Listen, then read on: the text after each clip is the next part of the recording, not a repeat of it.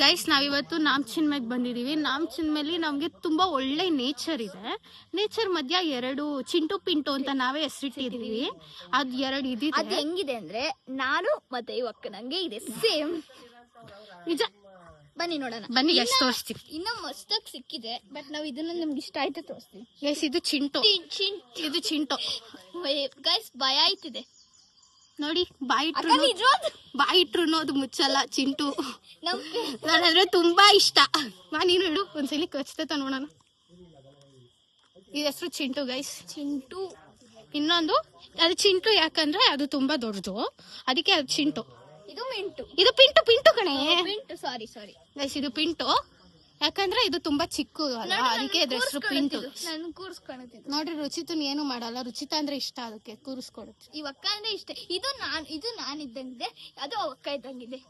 guys ನಿಮ್ಗೆ over all ತೋರಿಸ್ಬೇಕು ಅಂದ್ರೆ ಅದು